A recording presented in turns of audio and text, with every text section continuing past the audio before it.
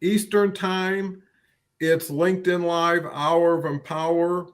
So happy again and honored to have Leslie Flowers with us. I know you've made some great comments relative to Leslie's appearances and really enjoy what Leslie brings to the table. So, with that, so happy to have everybody. Chat's open. We really depend on it to guide us, to really focus on things that are relevant to you right now, that maybe you can get some really quality takeaways when you leave here. And more importantly, earn your investment in this to come back another time, right? So we're always here trying to do a better job, create a better show, and get you more visibility and have your true voice be heard and you seen. With that said, chat's open, comments, go right ahead. While we have a break in the action, Leslie, bring us up to date. Today's topic is beliefs. Yeah, why did you I sent you several words, so what made you pick that one? I'm going to send it back to you while people are I think gathering. it was the second word. Okay. Could have been any order, would have been the second word.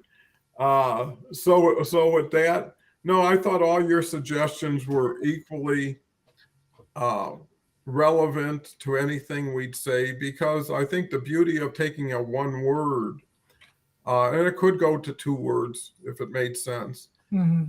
is that it's all the facets you look at and the perspective you use and the context you use it in that really creates the super value of the word, which means it's dynamic, it's always in motion, right? You can go from this to that. What's your thoughts on beliefs?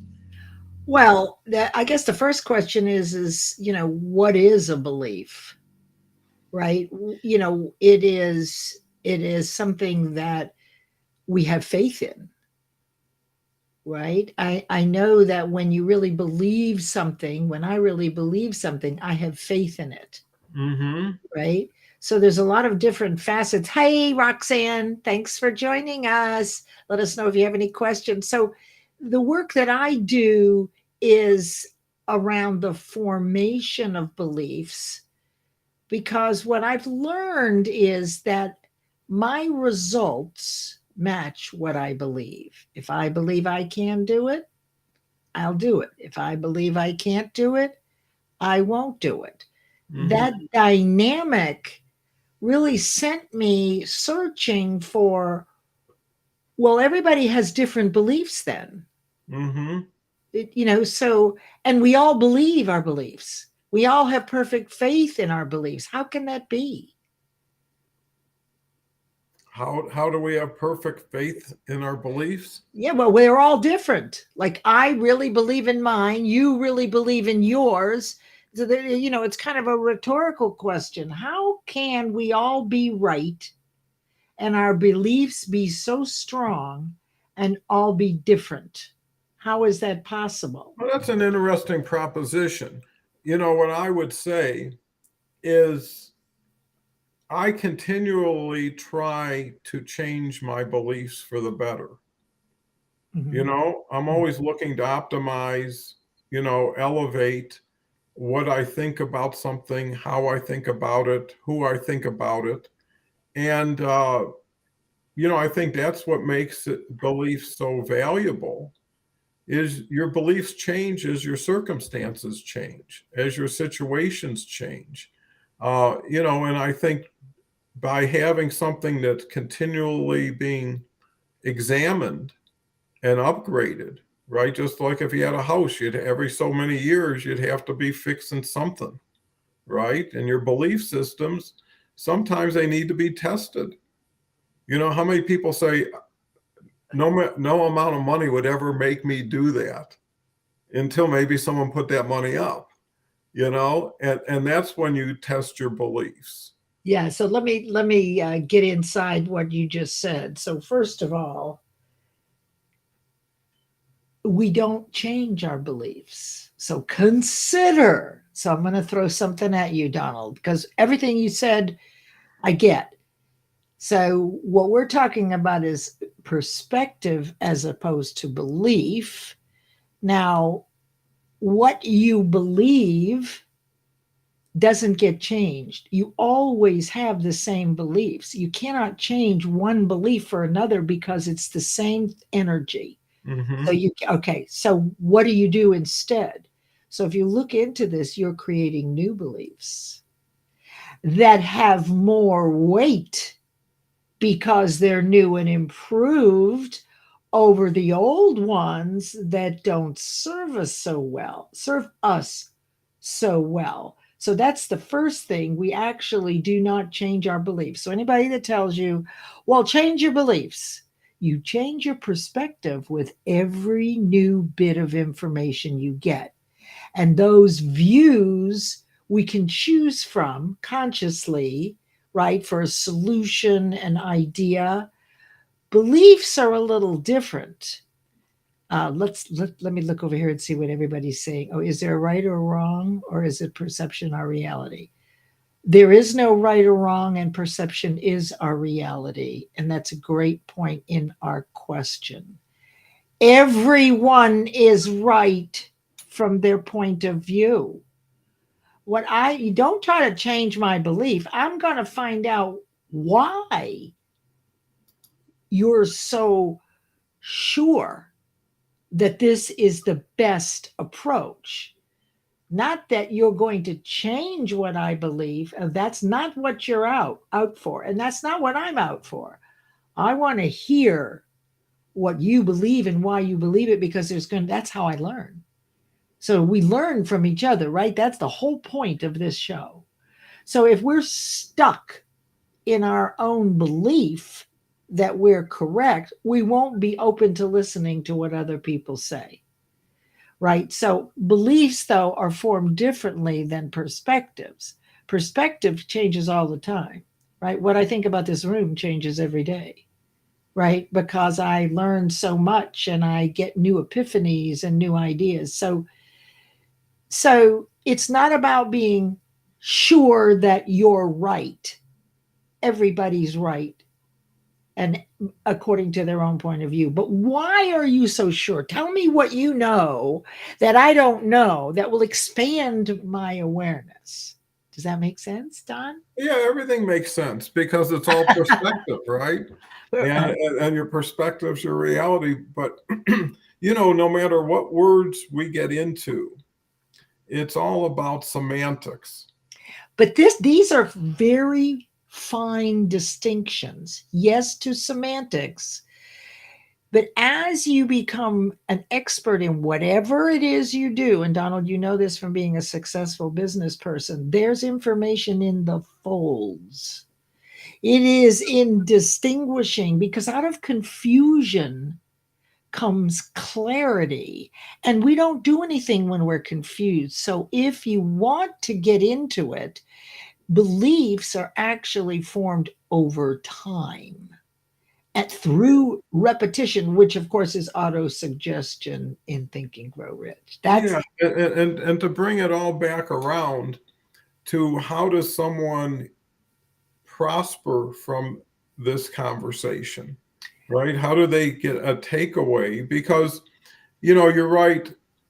You have beliefs and then you have added beliefs or new beliefs, but then you have beliefs that you decide, I thought this product was better. And when I found this out, I believe this one's better, right? And they're still using belief. right, right. Well, Webster says belief is a firm opinion of something. So Mhm. that's the actual definition of belief.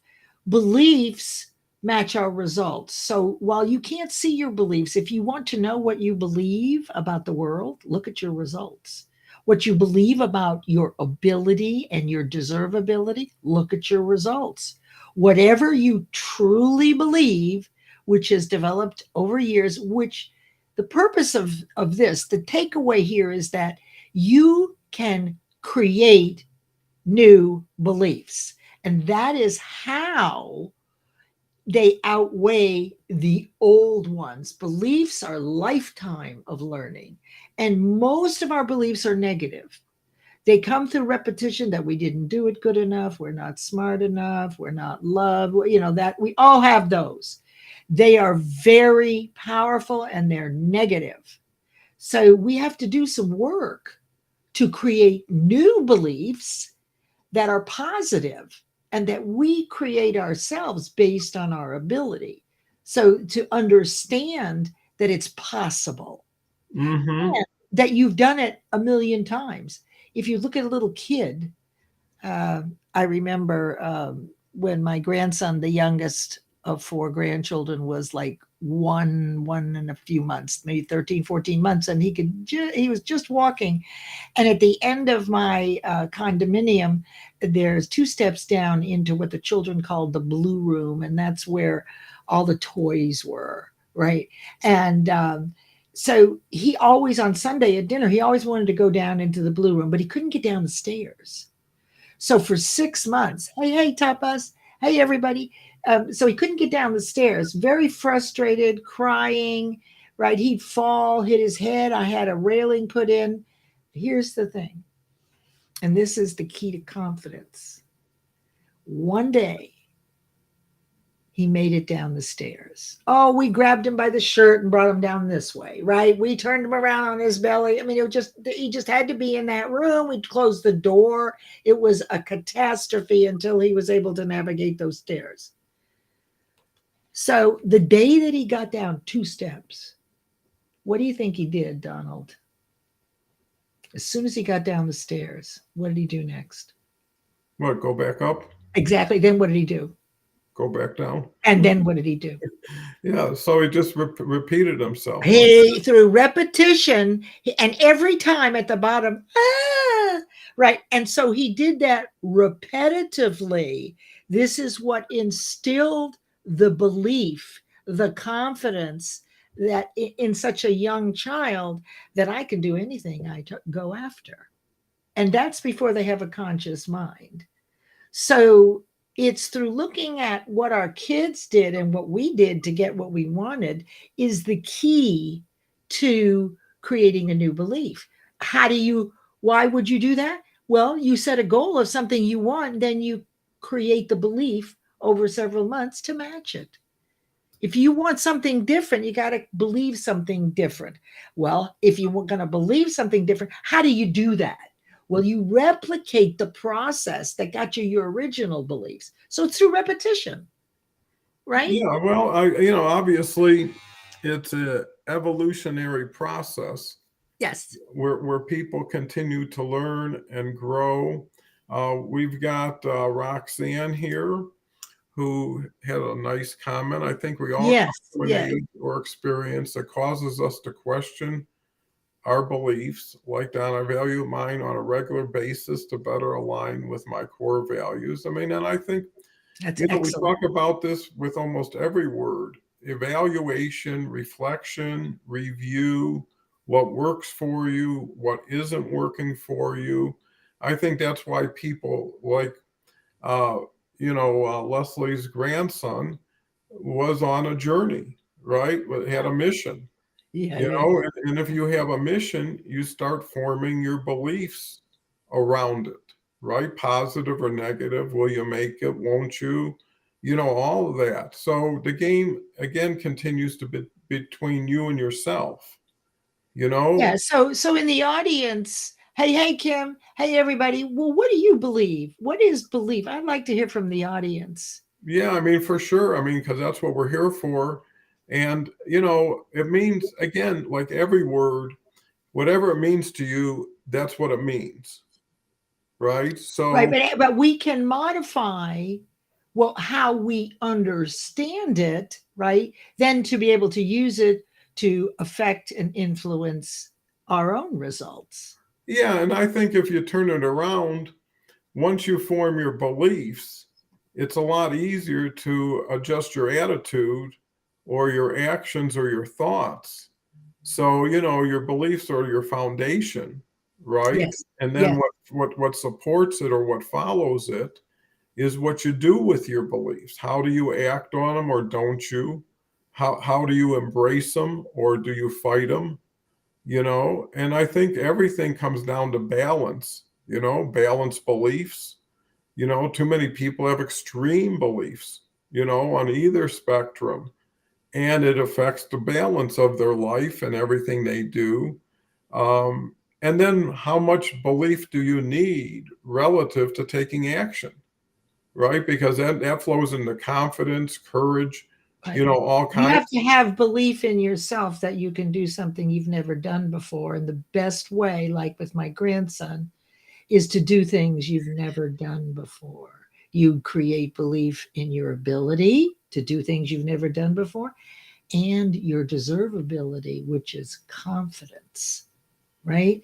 So I'm very interested in the mechanics, the biomimicry of the development of beliefs, but I'm not so sure that's the right approach for this conversation today.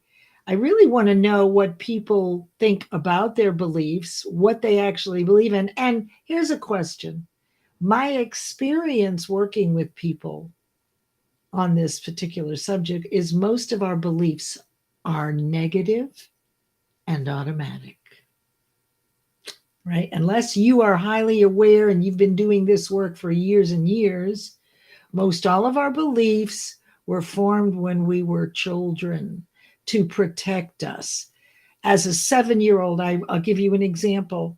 The reason that I understand that most people look at public speaking as a bigger fear than death boils down to something that typically happened when they were a young child. Now, for the public speaking, perhaps you were in second or third grade and you had an assignment of your first book report, and it was the day to present, and you raised your hand and you did it wrong. You misunderstood the assignment, and the teacher let you know that you hadn't followed the assignment. And all the kids started laughing, and you're humiliated and mortified, fighting back the tears and the belief that is installed through the shock, if you will.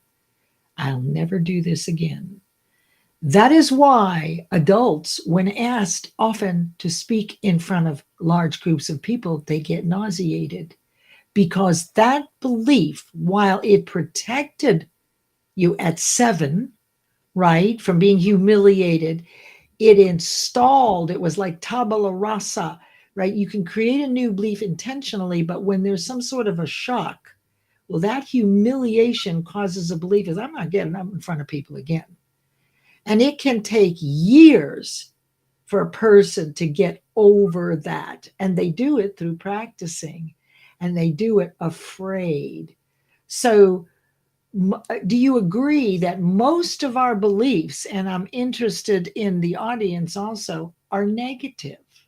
I can't do this. I'm not the one. They're doing it wrong. Most of us think that our way is the right way. We don't listen to other people. We're very attached to those beliefs. So my work is I don't like the way they feel, right? I don't like the 7-year-old Leslie running the show, right, for the 21-year-old Leslie. So I wanted to find a way. I didn't like my results. I wanted to find a way to improve my results. And what I had to do was to purposely and intentionally create a positive belief that I could do it. Your thoughts, Donald? Oh, Yeah, here and comes. comments are coming in. Oh, Ambim yeah. here. Kim has one. Let's bring up Kim's. Can we Okay. explore? Can we explore how core values impact our belief system or vice versa? I mean, a lot of, again, a core value versus a regular value versus a high value. It's, I think there's a level of comfort that people need to enjoy or embrace with their beliefs, right? It shouldn't be chaos and constant struggle and Yeah. all that stuff. Is once you're set to go, Take whatever you have with you. And the key is not the result, it's the play. If you do the thing, it doesn't matter. I mean, I got grandkids who play sports and they're not interested that much. My grandson's more interested. But my advice to him is, hey, it's a beautiful day. Run around, laugh, have some fun, kick the ball if you want. If you don't. Right? You're just here having a good time. So when you lower the expectation of what it requires to be a public speaker, right? If you say just getting on the stage is a plus, right? Just accepting an invitation, because the main thing is you get to where you're going. If it takes you a few more steps, if it takes you a little longer, have some fun in the meantime. Oh, I agree. And that's because you're sage. And that's because you have a lifetime of experience to know this. So we can also address what Kim is bringing up here, which is, how the core values impact your beliefs. So they do. And so what happens is the old beliefs don't align with your values as they're developing. My core values took a while. I don't know about the rest of you, but I didn't just bingo have core values. They improve and they grow, right? And that's when as your values begin to grow and you get clear on what's acceptable to you and what isn't, and you're sure in your heart of hearts, right, that is right. That's when you start noticing that your results are not matching your core values, to Kim's point. So the idea here is that you do reevaluate, and then mechanically, you actually, by setting a goal over 90 days and going through a certain process, you can impress into the subconscious a new belief. Now, it has to be done a certain way, just like my grandson, although we're not going to do it up and down 2 stairs, but we must do it with a big reason why. The why, to Kim's point, is because they no longer match, those don't match our values. Our values are growing, they're getting more clear. We're setting boundaries. So we're compelled to have different beliefs than the ones that you had before. And look, Andrea says, remember yesterday, yes, the responsibility. This is exactly right. We have to bring the message to our kids. My experience is primarily, though, working with kids and parents. Kids get it faster than parents. It's the kids who end up teaching the parents. It was my grandson who, at a point, I had an epiphany when I realized exactly what he was doing and that I could replicate it. Look at all these wonderful people here. Happy Wisdom Wednesday. Here's a question for you, Leslie. Oh, why do I keep shifting? Because you're learning. Listen, learning is the miracle grow for humans. Now think about this. You got 2 gardens, two flower gardens, right? And they both are nurtured and get plenty of sunshine, plenty of nutrients. But on one flower bed, we add the miracle grow. The original flower bed does very nicely, but the miracle grow bed thrives toward the sun. We are the only living beings on the planet, of which I'm aware, that have conscious awareness. We are the only living beings that can take an idea, which is thought energy, if you will, and turn it into physical matter. That is our gift. This is why they keep changing. You went past that, and so I kind of forgot what the question is. Can we go back just a little bit to Tapas? Oh, no. It was the one, whatever his question was initially, it was a short one. Yeah, here. Yes. So that's what happens, right? Oh no, I don't know. I think I'm off subject now. I'm not sure that was, so our core values, they grow.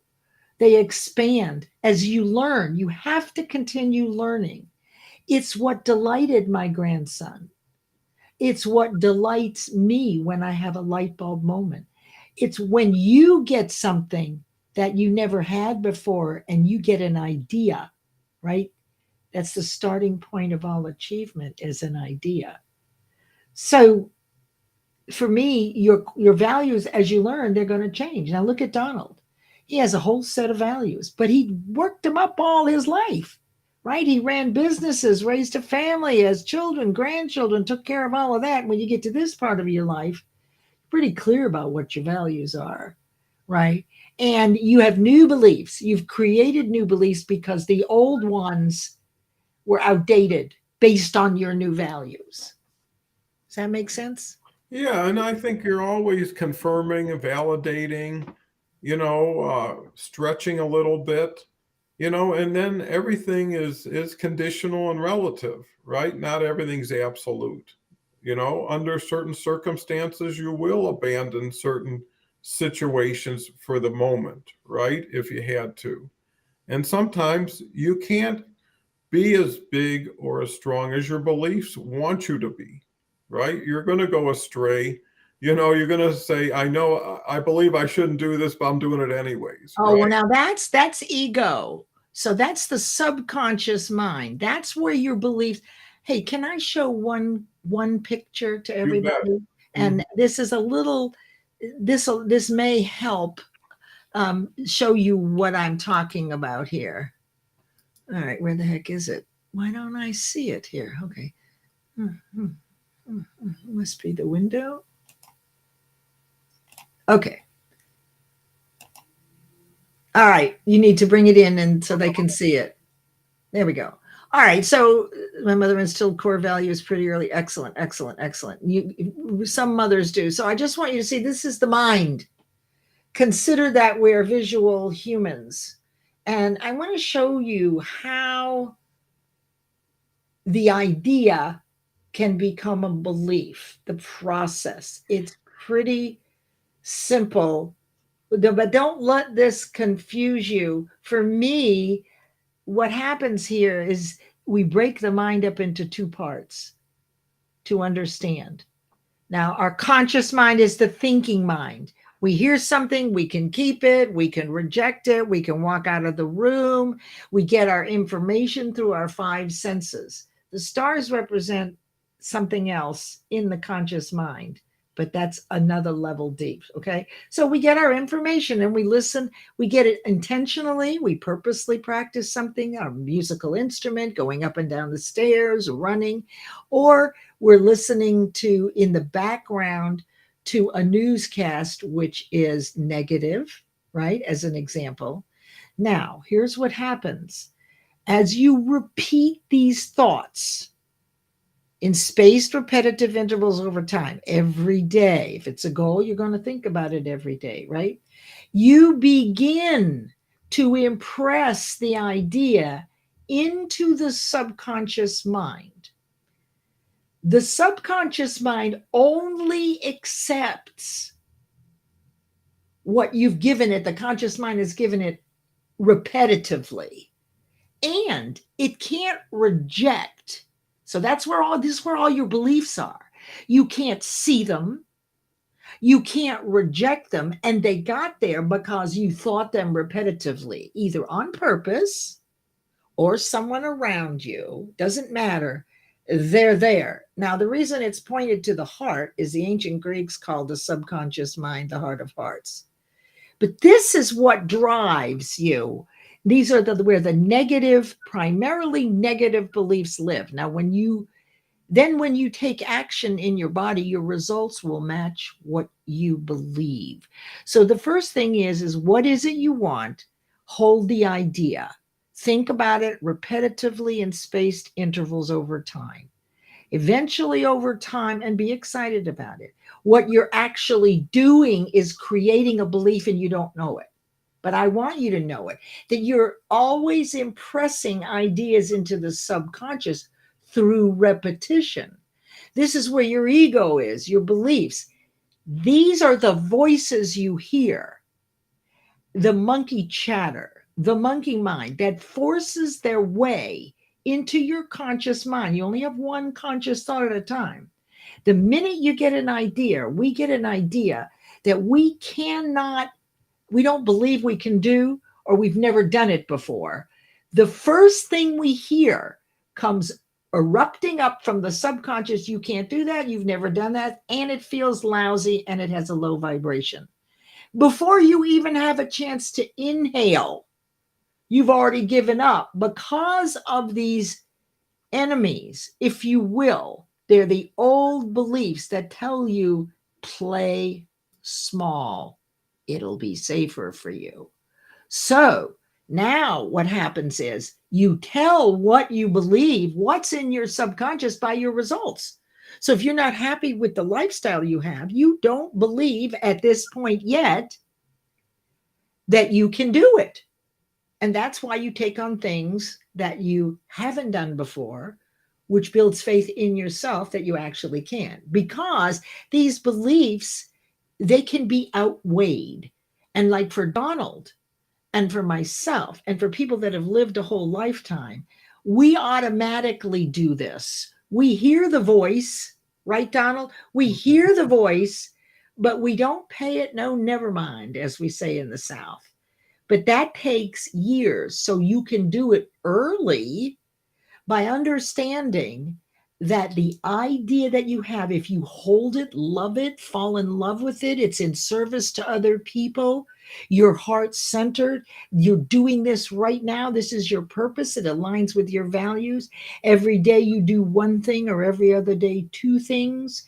And within a short amount of time, as that idea is impressed into the subconscious, all of a sudden you start seeing the everyday miracles. You see people showing up that have the answer to what you're working on. And that's because we're co-creators. So you've got to be aware. Then in about 90 days, if you do this and you're diligent about it and you love this and you're moving toward what you want, you'll start to notice people and opportunities that you used to call a coincidence show up. Then once you achieve this thing you've never done before, from an idea that you had that you fell in love with, you have a new belief and a new neural pathway. You have a new choice of what you can believe. And now this new belief that you created can have more weight. It's not as practiced as the old one, because it's been erupting into your conscious mind your entire life.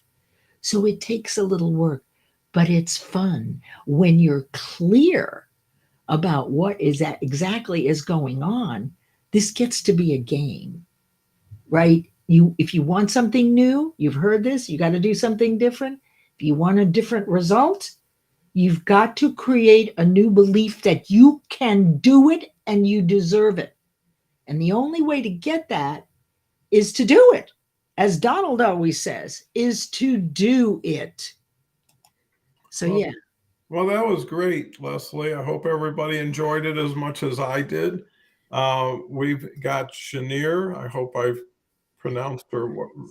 As you learn and see new perspectives, your values and beliefs evolve. This is needed to achieve your purpose and goals. Dean comes Exactly. back, and I'm going to be talking to Dean later today. I understand your thought process. She taught me why I should believe right from wrong. That was his Hermes mother. mother, yeah. Dennis is thanks for helping us find our mind. And Olu says if it hurts you or someone else, then it is wrong or bad. Nothing is either good or bad per se in isolation. For instance, I don't want darkness when I need light to work, but sometimes I want darkness to be able to sleep. So, it kind of speaks to the conditionality of it. Melissa Houston's here, great lady. She's got a tremendous show. I'd check it out for sure. I think it'd be of huge value. What you feed your brain matters. Who you're surrounded with by matters. Well, that's life is for the living, right? Life is for the reaching out, stepping out. Being everything you can be is the picture representing. That you're looking at that. That is my logo, which is the flower of life. It was designed by someone who is very spiritual. It's sacred geometry, right? Oh, Leslie Flowers, The Flower of Life. Then if you believe in some basis for belief, such as a religion or spiritual path, there are usually moral codes. Yes, yes, yes, yes. Exactly right. So if you believe, so religions, so look, how do we get faith in God? Through repetition. We were brought to church, or we brought to temple week after week after week. It's repetition. We didn't understand. Most of our beliefs are our parents' beliefs and those around us that we love and our grandparents' beliefs, because until we're 6, we have no conscious mind. So what we hear repetitively from our parents goes directly into the subconscious. It bypasses the conscious mind. So what you're hearing, and that's why they say uh, um, you could talk to your baby when you're pregnant, right? I mean, people do that. I don't know if they understand why, but actually, you are filling the subconscious mind with your beliefs. Now, if you're a parent, see, our parents did the best they could, but they filled us up with negative. You're not too smart. My dad was a genius, right? And he was very impatient with us. And I always felt stupid. Now I'm not, but I was in my 50s before I came face to face with the fact that I am very smart. But the belief I had was I never could measure up to my dad's level of intelligence and his expectations. So he was a wonderful man in many ways, but he didn't know any of this stuff. I mean, he did not know any of this stuff.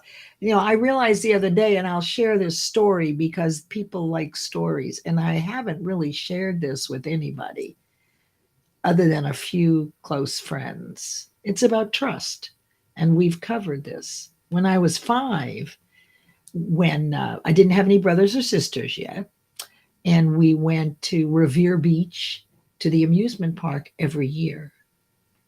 And I remember two things that happened, but one, this was the big one with my dad.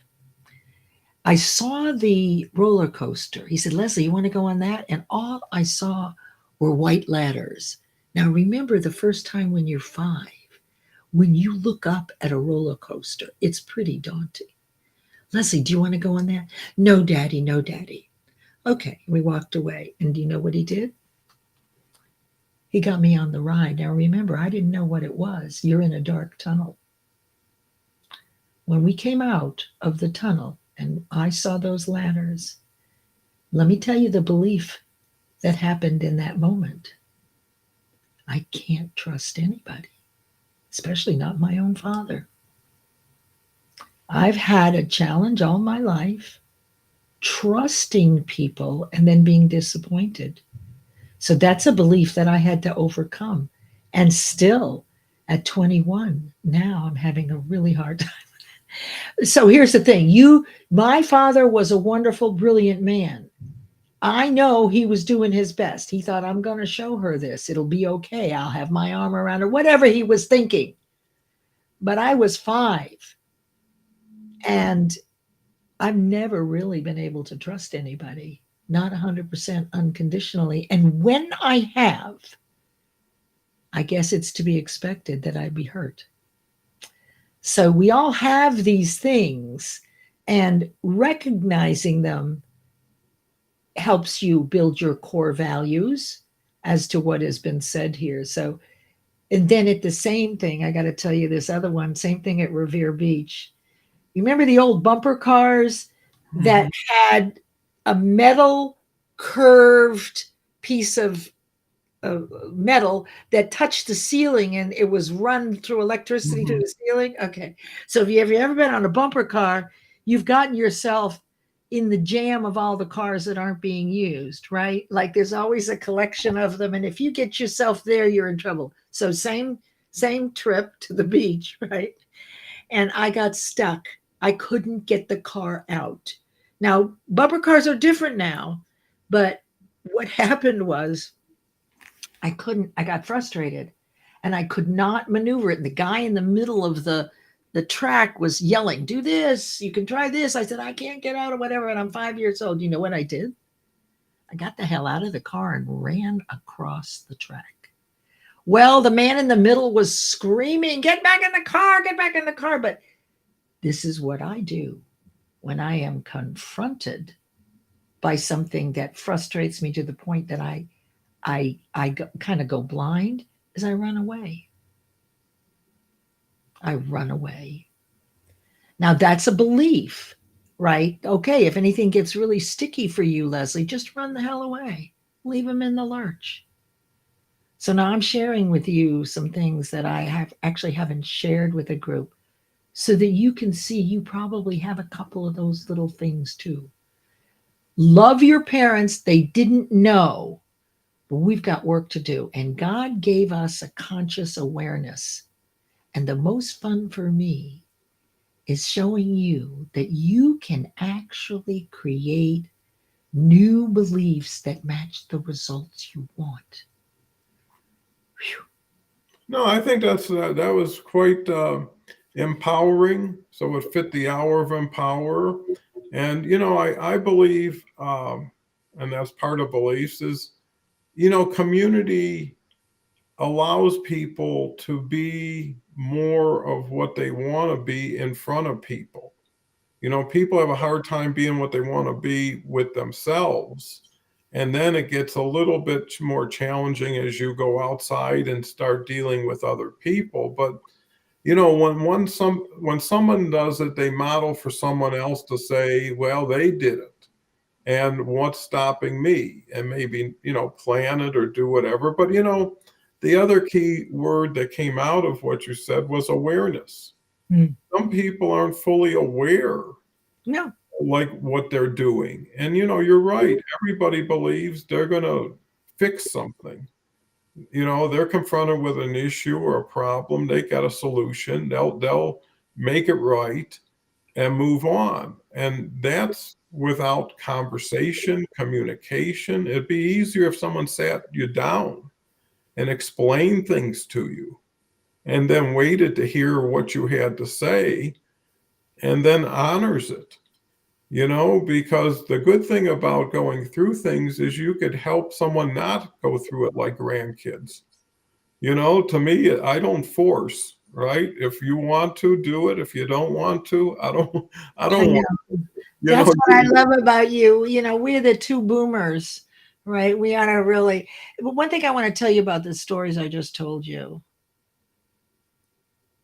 This is being vulnerable because in those two stories, there was a point in my life when I would never tell you. hmm Right? I mean, but here's the thing. I suspect that we're all pretty much alike. And what is it? How does it help me to know about trust?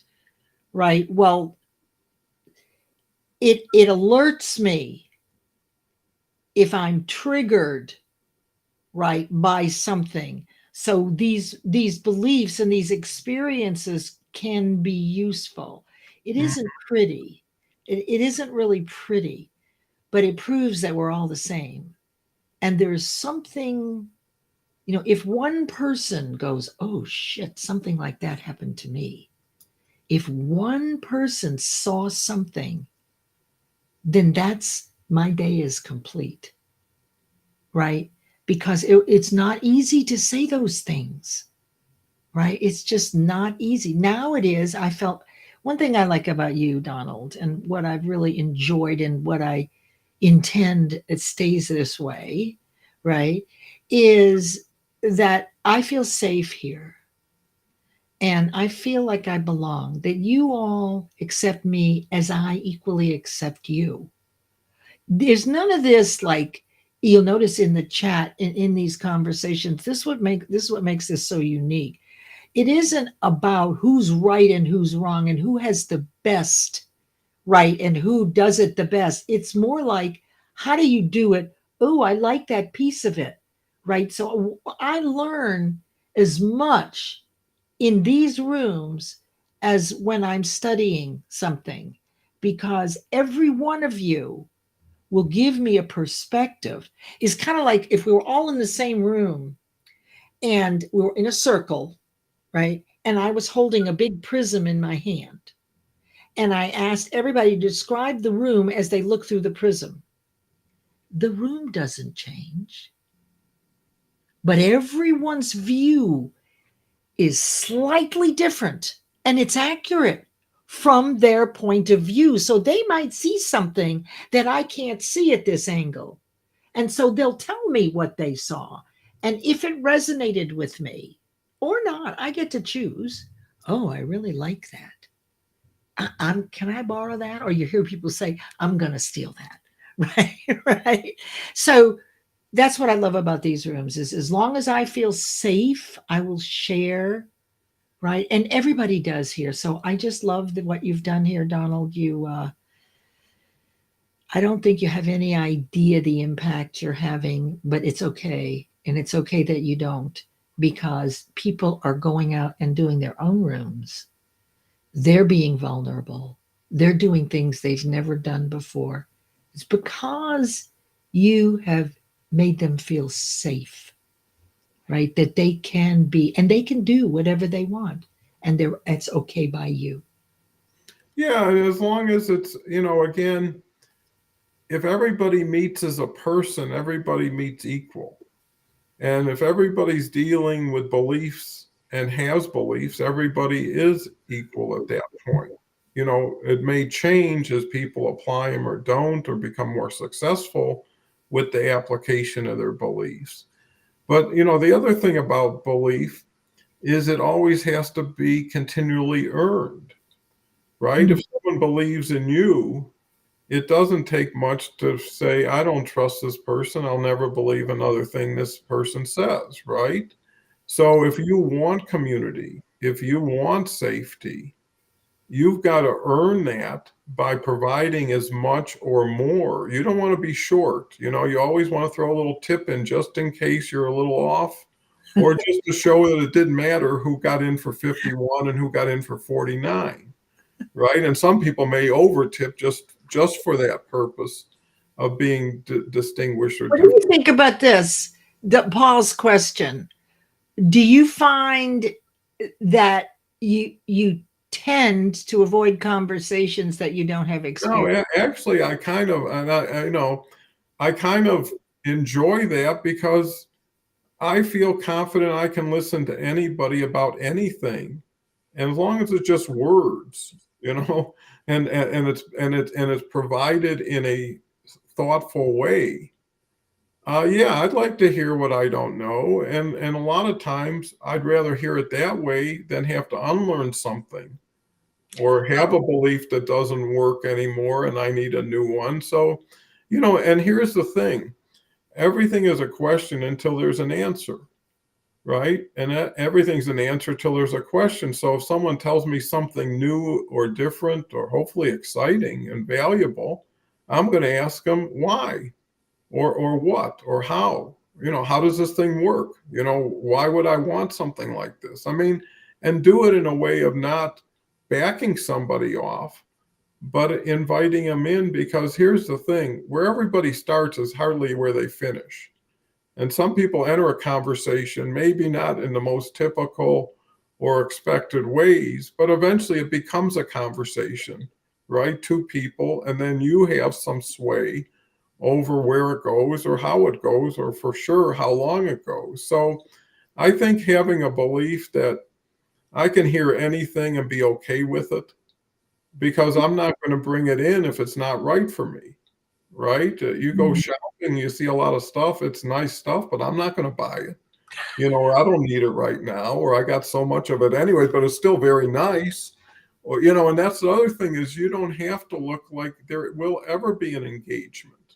It could be, well, let me share what I think about what you're doing, not what I should be doing. And that's another thing with your beliefs, is you got to know boundaries with how you impose them on other people, how you now judge them based on how they measure up to your beliefs without being respectful or understanding of their beliefs. Because to get common ground, you got to blend. Go ahead, Leslie. I looked at this just a little bit different. So I won't avoid conversations, but I may lurk a little before I entered. Like if there's a new group of people or there's a subject matter, particularly of which I'm clueless but curious, I will actually lurk a little bit to see if I can add some value before I have so I don't really avoid them, but if I'm interested in them and I don't know anything about it, I'm going to pay attention until I feel right like I have something to value. What was that right before that that was up there that you just took down and I didn't have a chance? Let me see. It was Here right he was before this. dull with avoiding We conversation. did that one. Okay, what was next? Um, Here was a good one. Melissa Houston says, victory and victim both start out the same way. It's up to you how it ends. You determine if you will overcome and learn. Well, I think that has a lot to do with belief systems because there's a time when something happens and you snap into what is this? How do I deal with it? And pretty soon you come up with a plan. May not be the long-term plan, but for now we got to do this, right? That's the plan. This is right what she's saying in Mm-hmm. terms of beliefs, because the victory occurs when you do something effectively and complete it that you've never done before. That is the beginning of the belief of being a victor. The victim is typically our default, right? Is a limiting belief. So, why does everything happen to me? This is before you begin your journey right into awareness. So this is actually really good. And knowing the exact process for taking an idea and turning it into a belief and then into your result goes a long way of clarity of understanding, because when we're confused we don't take action. So part of what I apologize if I get too much in the folds. But what I know is that once you get really clear about these few steps, your life changes, because you now, there's only one thing you have control over in this world, only one. If you had to pick the core thing over which you have control, Donald, what is the one thing over which you, Donald Cohen, have control? One. It's the atom of a cell. What is that one thing? That's a tough one. Probably your beliefs, I guess, huh? Well, no, it's smaller than that. Thoughts? Yes. It all you control is what you think consciously. And how often you think it is what makes the difference. And does it make you feel super duper? So you think it's some more, and that develops your belief, your result, right? And then there are those who thrive on the negative, which is that low vibration, right? It's all reactive. These are people on a very low level of conscious awareness. We hold the space for them to get curious enough to start learning, right? But we can't be annoyed with them. The only thing we can do is meet them where they are, because we've been there, Mm-hmm. right? Without them sucking you in to their story. This is what a good coach will be able to do. They stay, and you can do this too. Coaching is just really, it takes a lot of practice, but it's mostly being curious and objective, right? It's not being reactive, it's being responsive and objective. When you're being that way, you can step down to this lower level, to this person that's having a hard time, that's a victim. And all you need to do for them is listen to them. Everybody wants to be heard. The people that are angry, lashing out, nobody's paying any attention to them. That's on. So you don't have to be sucked into their story. Oh, yeah, it's really bad what they're doing to you. You say to them what you've heard and then more. Tell me more about this. And then they get a chance to get it off their chest. And someone, my God, is listening to them. People that haven't become awakened yet, because we all will. Even if it's on our deathbed, we'll get it on our deathbed. I promise you, you'll get all of this.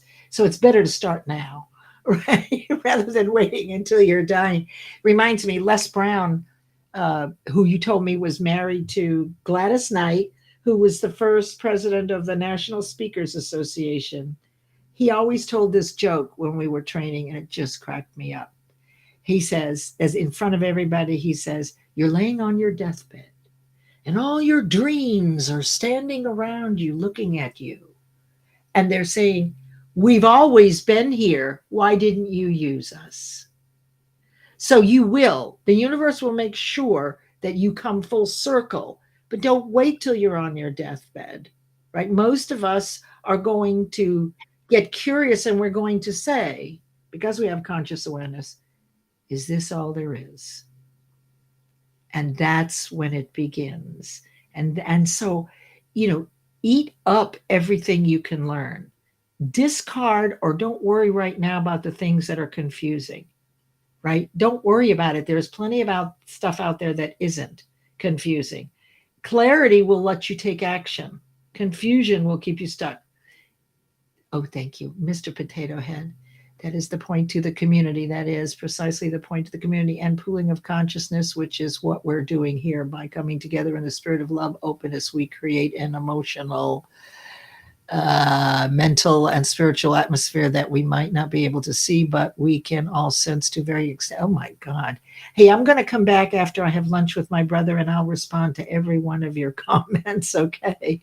Dawn knows that on Wednesdays I go have lunch with my brother, so I can't address these until I get back, but these are phenomenal.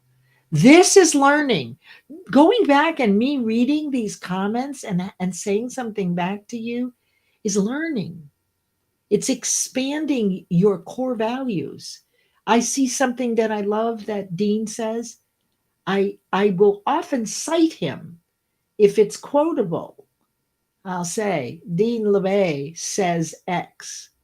And Paul did that one time with me. He liked one of the things I said, so always cite people, right? There's a lot of people will use famous quotes, not a lot.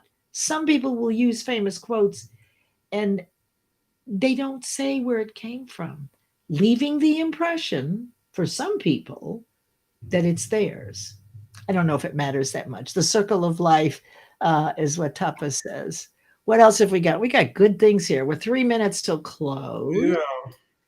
I believe listening is most underrated and underutilized superpower. And I think to follow up and to complement what Leslie has said, we could do more for each other by doing little things repetitiously, right? If you decided, hey, I'm going to share this broadcast, right?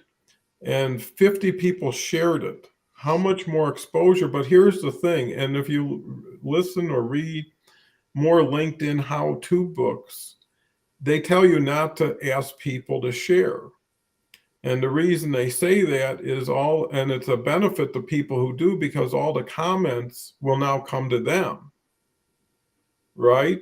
So in actuality, if you want more exposure, share it, because you already have built-in exposure. But more importantly, it models something to say, oh, they shared my stuff. Well, I'm going to share their stuff. They commented, they did something. And that's the key, is doing something, and your beliefs and are doing it consistently, right? One time doesn't do it. If you want to build a habit, well, look, if you ever smoked cigarettes, right? You started with one. Ugh, they tasted terrible. Don, have you ever smoked a cigarette? Yeah, when I was younger. They're disgusting. But you know what happens? Then you smoke another one. Then you smoke another one. This is how you build a habit. Just look at that. Or drinking, or any other vice that you can think of. But we can just look to how these are beliefs to the extent that they're now habitual. We don't even think about it, right?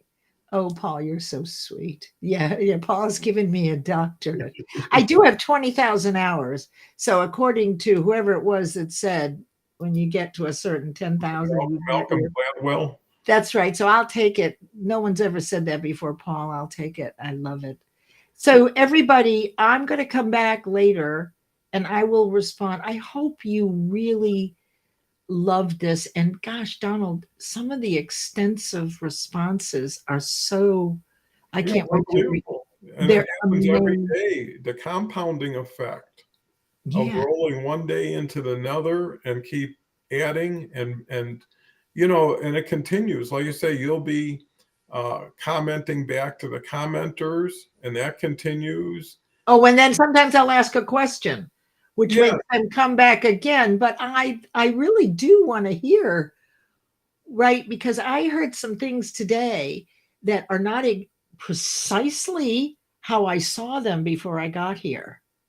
But now it's like the prism moved just a touch, right? So now I see it your way. Oh, that means that I have more ideas to choose from, right? Rather than allowing these automatic responses, this anger, I actually get to choose hmm, what I am thinking as much as possible. Now, look, we're bombarded with thousands of ideas. So it only happens now and then. So simply being aware. And as Dean said, the last thing I'll say here about listening, the cool part about coaches is if you're a good coach, thanks, Christine. If you're a good coach, you've learned to listen. What that means is you have to know your own limiting beliefs and not be triggered. You have to shut down your point of view. You are the biggest proponent of your client. You actually step into their world standing next to them.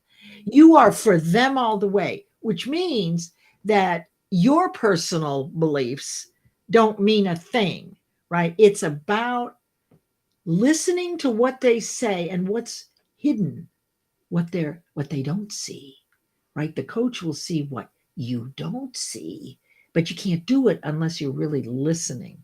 So it's what a great group. God, I just yeah, this is it's the wonderful best. experience. How much value one can squeeze into an hour in learning and community, Yeah. and it only gets better because it has only gotten better. So, with that said, Leslie, thank you so much. Thank you Who's all. on tomorrow? Who's on tomorrow? Tomorrow Who that is doesn't know. very interesting. Thank you for asking. It's Yes. Kelly and Clint, who is a new person who wrote a book that's very inspirational, had some unbelievable challenges to overcome. Good. And then on Friday is Harvey, and we've got a new person, Constance Leyland. You might know her. She's going to be here on Saturday. So Good. a lot of great people. So thank you so much, Leslie. It's always an honor. You bring so much value to so many. Thank you, audience, because without you, there's no us. And with that said, see you in 23 hours. Rest up. Talk